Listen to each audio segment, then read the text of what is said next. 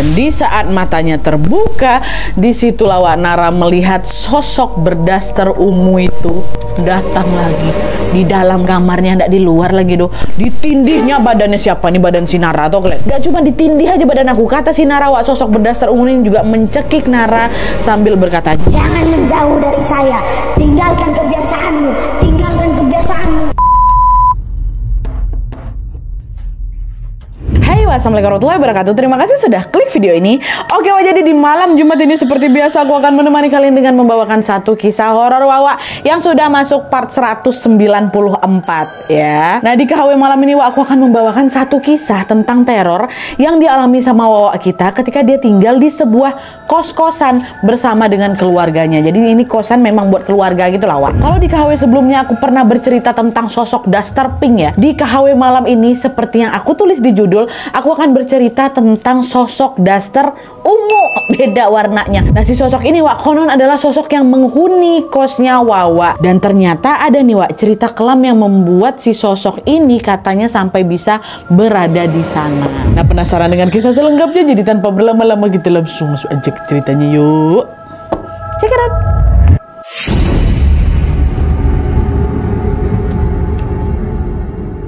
Oke, Wak, jadi kisah yang akan aku sampaikan malam ini dikirim sama Wak kita yang bernama Nara dari Makassar. Halo Nara. Nah, jadi ceritanya Wak, Nara ini adalah anak ketiga dari 5 bersaudara. Di keluarganya, Nara ini adalah satu-satunya anak yang memang punya kemampuan bisa melihat makhluk astral, tajam matanya ini. Dan katanya kemampuannya itu diturunkan dari ayahnya. Jadi dari keluarga besarnya si Nara ini cuma 2 lah yang tajam, Nara sama bapaknya ya. Nah, pada saat kejadian ini Wak, Nara sama keluarganya baru saja pindah ke sebuah kos-kosan.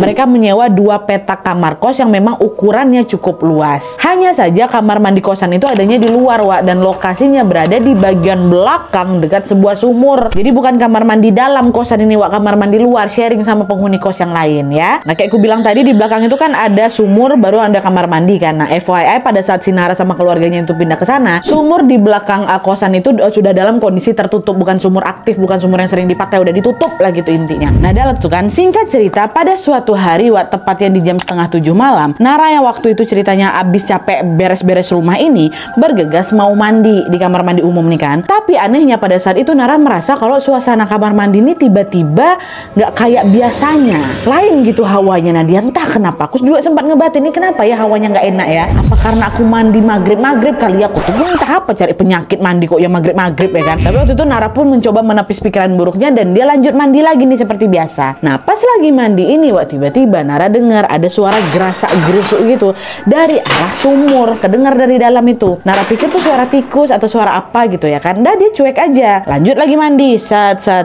Selesai mandi, Nara beranjak keluar lah dari kamar mandi. Nah, waktu keluar itu baru buka pintu Wak, di sana dia tengok ada seorang mbak-mbak perempuan berdaster ungu lagi berdiri dekat sumur. Sumur tuh di sini, nah dia kamar mandi tuh di sini. Buka pintu langsung nampak. Nah, si mbak ini bukan ngantri tapi dia tegak dekat sumur. Nara waktu itu mikir, oh ini mbak daster ungu nih pasti tetangga kosan aku nih. Gak ada mikir macam-macam. Nara malah nyapa dengan ramah, halo mbak, permisi, mau pakai kamar mandinya ya? Maaf ya mbak, udah nunggu lama nih, saya baru selesai mandi. Kata siapa? Kata Nara kan. Nah, mendengar ucapan Nara, mbak daster ungu tuh diam aja Wak, dia nggak jawab apa-apa tuh. Dan Nara pun ngambil pusing, langsung aku berjalan balik masuk kamar aku kan dia. Nah, tidak lama setelah si Nara ini balik ke kamar, pas pula gantian mamanya yang mau mandi. Tapi belum sempat mamanya keluar, Nara udah ngasih informasi dulu, mending nggak usah lah mandi sekarang. Tadi ada mbak-mbak juga mau masuk kamar mandi tuh, kayak dia mau mandi. Udahlah nanti aja lah mandinya, kata si mama, kata si Nara kan. Nah, dengar itu mamanya jawab, oh iya, ya udahlah deh, nggak apa-apa lah, nanggung. Mama udah siap-siap bu anduk, bu ini semua, udah nggak apa-apa, mama nunggu aja depan kamar mandi. Nah, akhirnya mama tetap nih Wak pergi keluar menuju ke kamar mandi belakang di dekat sumur. Dan Nara ganti baju apa siap-siap segala macam. Tidak lama kemudian si mama balik lagi nih ke kamar. Nggak lama tuh, dan ada mungkin 10 menitan lagi tuh mama balik dan sudah dalam keadaan selesai mandi. Heranlah si Nara kan,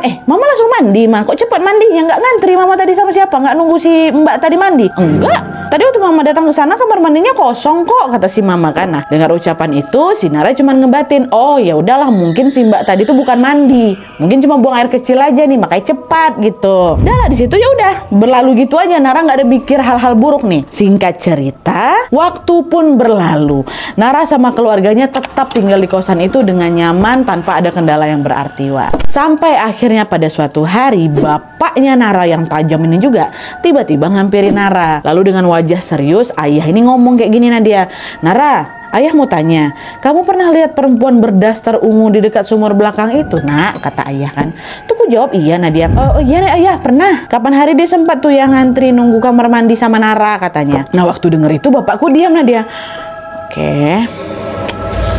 Nak, jangan sekali-sekali kamu berkomunikasi sama dia ya.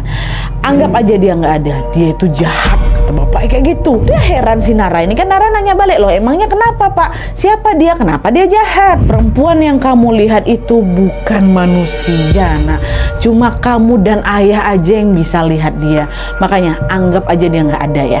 Kaget lah aku di situ. Setelah sekian lama aku sering beradu tatap. Jadi nggak cuma sekali itu aja, beberapa kali juga aku sering beradu tatap sama si kakak baju ungu nih. Tapi baru itulah aku tahu kalau dia ini bukan manusia, karena tampilannya memang betulan kayak manusia.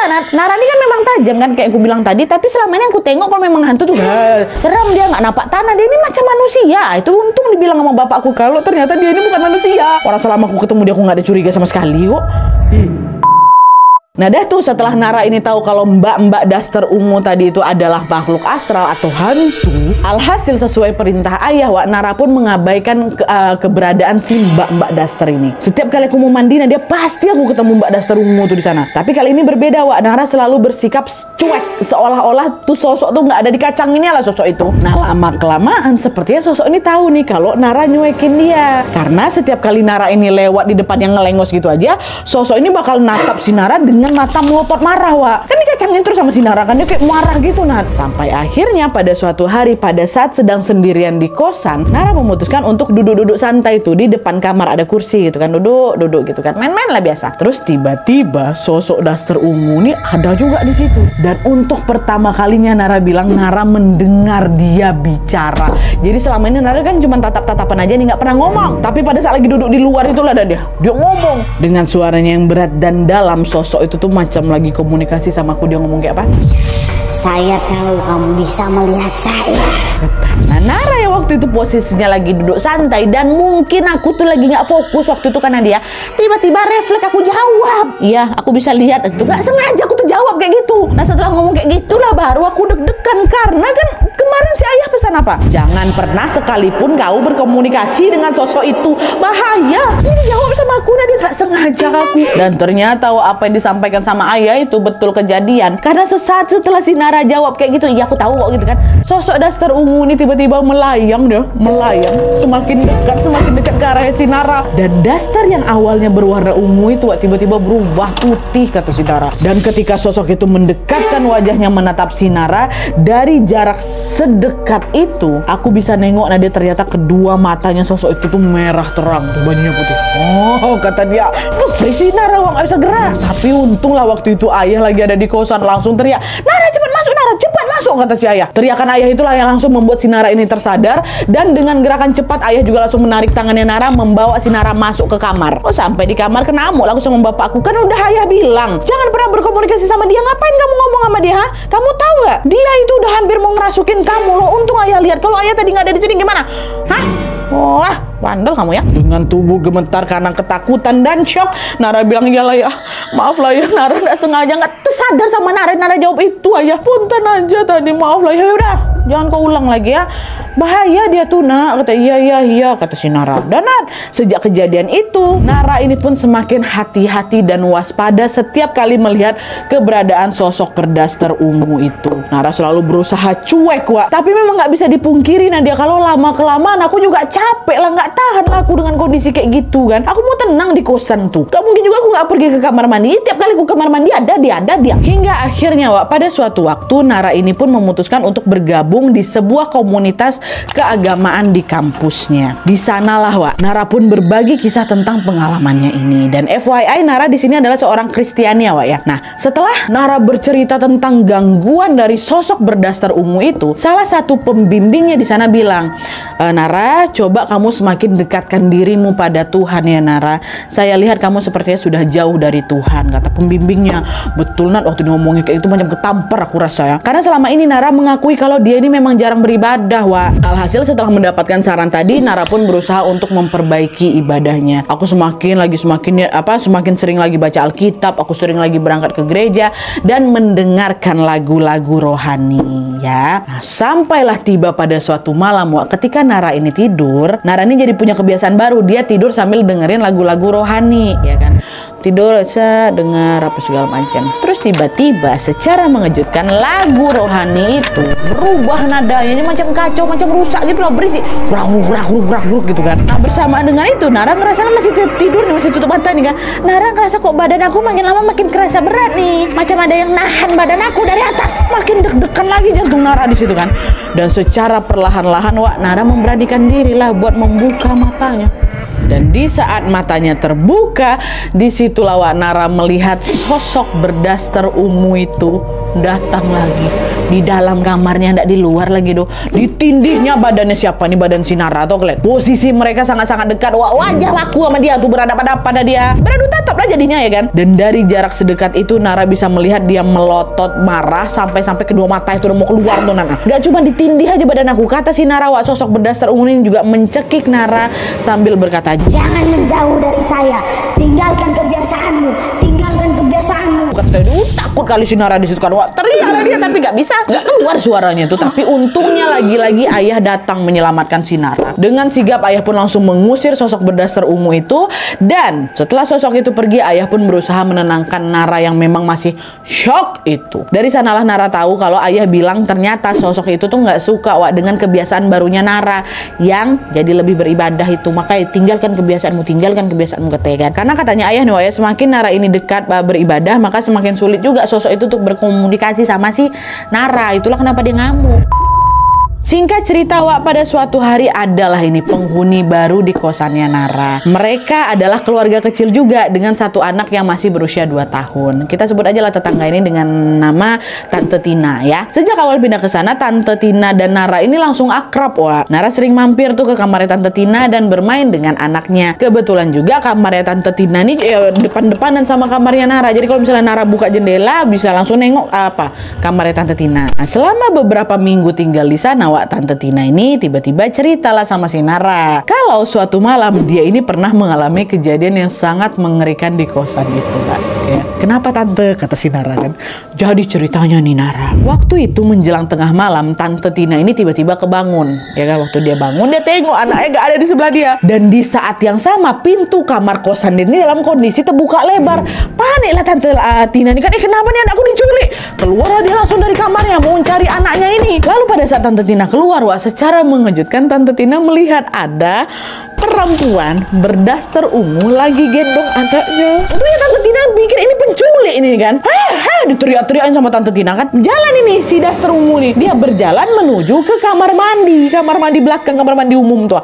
Masuk lagi ke sana, ditutupnya pintu. Ini masih sambil bawa anaknya Tante Tina nih, Wak, ya. Waktu didobrak sama Tante Tina nggak dikunci, bisa dibuka pintu tuh. Dan disitulah, Wak, Tante Tina melihat anaknya yang umur 2 tahun ini sudah tergeletak di lantai kamar mandi itu sambil menangis kencang. Si sosok daster ungu tuh udah nggak ada di situ. Anaknya aja sendirian di kamar mandi itu tuh kalian. Nggak tahu aku dia kabur kemana ya. Tapi dari situ aku tahu itu pasti hantu tuh kan Nara. Kata si Tante Tina cerita sama si Nara. Bukan manusia, perempuan tuh. Dan dengan cepat Tante Tina pun buru-buru bawa anaknya ini masuk lagi ke kamar. Nah, waktu Tante Tina cerita kayak gini, Wak, Nara ngebatin.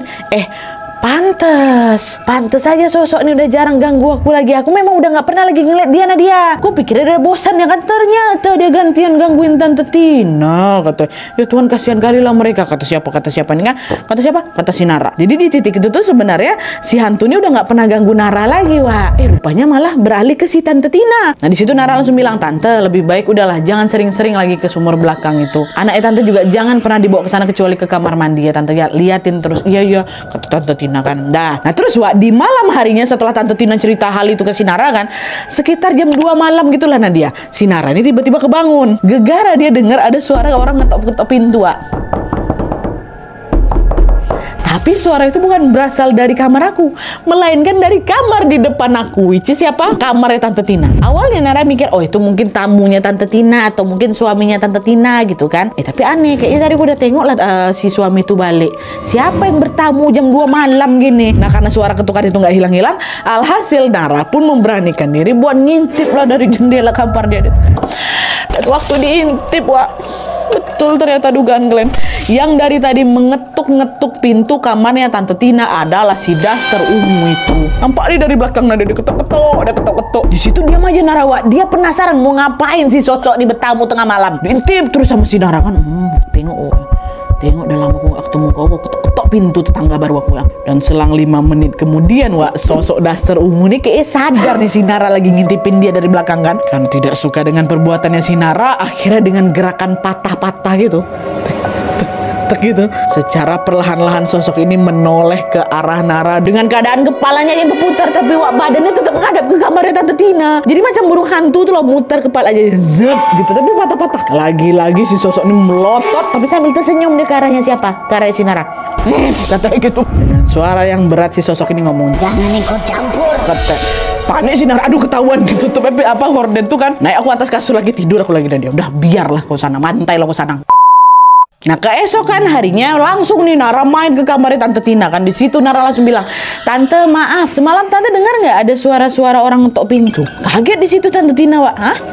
Pintu kamar yang mana Nara yang diketuk? Pintu kamar Tante? Tante nggak ada dengar apa-apa tuh. Emangnya ada apa? Nggak denger Tante Nara nih, Tante Tina nih ternyata, wak. Nah disitulah Nara langsung ceritain semua yang Tante Tina kan, mulai dari dia dengar suara ketukan pintu sampai pala patah-patah nengok ke belakang, nengok dia dari belakang tuh, terus sampai si sosok ini ngomong jangan ikut campur kayak gitu. Ceritain semua sama si Tante Tina kan. Meski Tante Tina tidak mendengar dan juga tidak melihat apa yang diceritakan sama Nara, wak, tapi di situ Tante Tina nih percaya sama si Nara kalau Nara ini nggak bohong. Terus di situ Nara pun ngasih saran lah ke Tante Tina ini buat cobalah Tante ngomong aja lah langsung kita ke pemilik kosan yuk. Masalahnya di sini Nadia, kalau misalnya aku sama bapak aku aja diganggu nggak masalah lah. Ini Tante Tina ini tumpul juga, kenapa dia diganggu? Kami udah agak lah terbiasa, bisa juga lah menanganinya kan. Tapi kasihan Tante Tina ini punya anak. Cuma nggak enak pula aku yang langsung ngomong sama pemilik kosan ini kan, mending Tante Tinanya langsung nih yang ngomong ke pemilik kosan. Barangkali si ibu pemilik kos ini tahu tentang siapa sosok daster ungu itu ya kan. Ya pula kataku. Karena aku yakin sampai sini kalian juga pasti penasaran siapa sebenarnya sosok daster ungu nih kan. Kenapa dia yang awalnya neror si Nara sekarang gantian neror Tante Tina ini. Nah awalnya pertanyaan-pertanyaan itu memang jadi misteri, wak. Sampai akhirnya Tante Tina pun betulan ingin mendatangi pemilik kosan itu untuk mengadukan semua teror itu. Pertama memang nggak mau Nadia, iya nggak ya nanti aja lah gitu. Akhirnya dia mau juga nih. Nah datanglah ke tempat si ibu pemilik kos ditemanin sama si Nara juga. Dan setelah menyimak cerita dari Tante Tina, disitulah si pemilik kosan ini pun akhirnya menceritakan semuanya, wak. Beneran ada sesuatu ternyata. Jadi di saat itu, wak, secara mengejutkan si pemilik kosan ini bilang ke Tante Tina, Mbak Tina mohon maaf ya atas ketidaknyamanannya. Jadi memang Mbak, gini cerita ya, dulu itu pernah ada seorang mahasiswi umurnya sekitar 19 tahun gitulah, dia ngekos di sini. Katanya pada saat itu dia ini lagi deket sama laki-laki yang juga ngekos di sini juga. Ibu nggak tahu gimana cerita detailnya ya, tapi kabar yang beredar bilang kalau katanya si perempuan ini dinodai sama si laki-laki tadi, dan karena stres laki-laki ini nggak mau tanggung jawab, akhirnya perempuan itu pun memutuskan untuk mengakhiri hidupnya, kata dia. Oh gitu Bu, katanya. Nah di tengah ceritanya itu si ibu pemilik kosan ini terdiam bentar nih, wak. Lalu dengan suara yang pilu dia bilang lagi, kamu tahu Mbak Tina, perempuan itu menghilangkan nyawanya di sumur belakang dekat kamar mandi. Dia nyebur ke sana. Itulah kenapa sekarang sumurnya kami tutup, kata ibu kosan. Cerita dari ibu pemilik kosan tentu ya bikin Tina sama Nara di merinding sebadan badan. Sama kayak aku sekarang merinding juga, ya Allah. Ditambah lagi nih, wak, ya, ibu kosan ini juga bilang kalau katanya sampai hari ini sebenarnya mayat si perempuan itu belum ditemukan. Loh kok belum ditemukan? Dia kan katanya nyelam di sumur itu dia. Belum, wak. Sumurnya terlalu dalam ternyata. Ketika mau dievakuasi, ketika orang-orang mencoba memeriksanya, mereka itu hanya menemukan salah satu kaki dari perempuan itu. Nah kaki itu aja kata yang dikuburin, wak. Sedangkan anggota tubuh lainnya masih berada di dalam sumur itu. nggak ketemu, dievakuasi nggak ketemu mayatnya, sisa bagian tubuh lainnya. Nah karena dicari-cari nggak ketemu, itu pun juga dalam kali. Wah, akhirnya ibu kosan pun membiarkan sumur itu menjadi semacam makam untuk si perempuan ini. Dan pada saat kejadian, perempuan itu dipercaya menggunakan daster warna ungu. Dan kamar yang dulunya ditempati sama perempuan atau mahasiswi ini ternyata merupakan kamar Tante Tina. Itulah kenapa Tante Tina ini juga ikut-ikutan diteror. Dengar itu makin ketakutan lagi Tante Tina. Mau pindah kamar nggak bisa, nah dia lagi penuh semua kamar waktu itu. Alhasil untuk berjaga-jaga supaya tidak diganggu lagi sama si sosok daster ungu ini, Tante Tina pun mengundang seorang pemuka agama untuk mendoakan kamarnya. Dan alhamdulillah sejak saat itu teror yang menghantui Tante Tina pun perlahan-lahan mereda. Tapi tunggu dulu, Wak, ceritanya belum selesai. Karena ternyata setelah dibersihkan, sosok daster ungu itu memang udah nggak lagi neror Tante Tina sama keluarganya, Wak.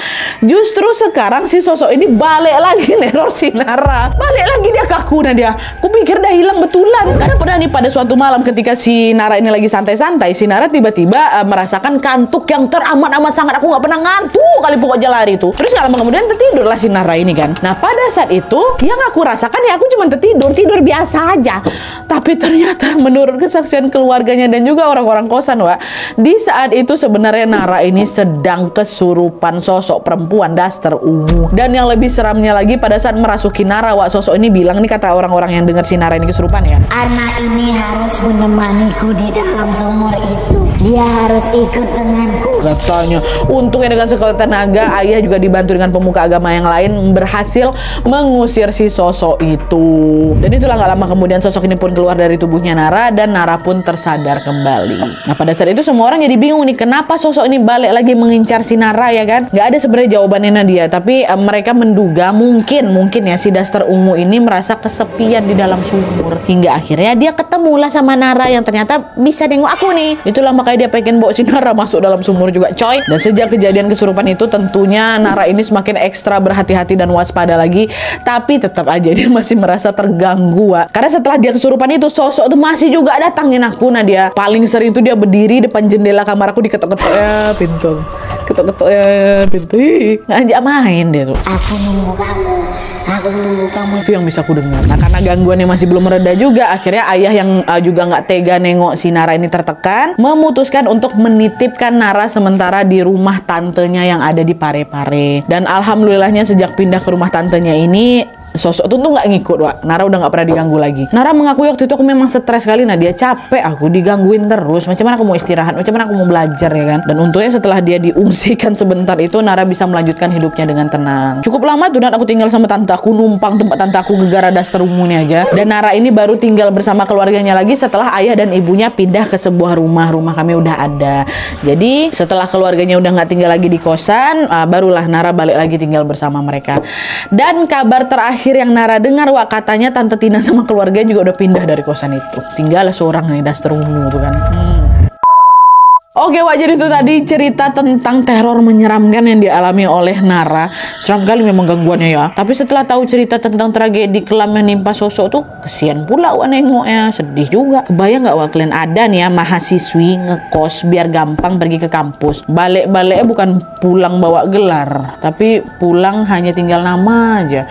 Mana jasadnya juga katanya nggak ketemu kan. Dan FYI juga, Wak, Nara nambahin informasi, laki-laki yang udah bertindak nggak senonoh sama mbak daster ungu ini katanya sempat dipenjara, Wak, di Makassar. Katanya semoga selama di penjara kau tobat lah Bang ya. Dan semoga juga mbak daster ungu ini tenang di sisi Tuhan Yang Maha Esa. Dan tentunya semoga Nara beserta keluarganya selalu sehat, aman, dan bahagia. Amin ya rabbal alamin. Oke, Wak, jadi sekian dulu videonya. Terima kasih banyak yang sudah menonton. Kalau kalian suka video ini, klik like-nya. Jangan lupa komen di bawah untuk ide dan saran-saran untuk video selanjutnya. Jangan lupa nyalain notifikasinya supaya kalian tahu kalau aku upload video baru. And as always, jangan lupa untuk klik tombol subscribe supaya kalian sama-sama tahu informasi menarik dan menegangkan dari channel aku. See you next video, Wak. Bye.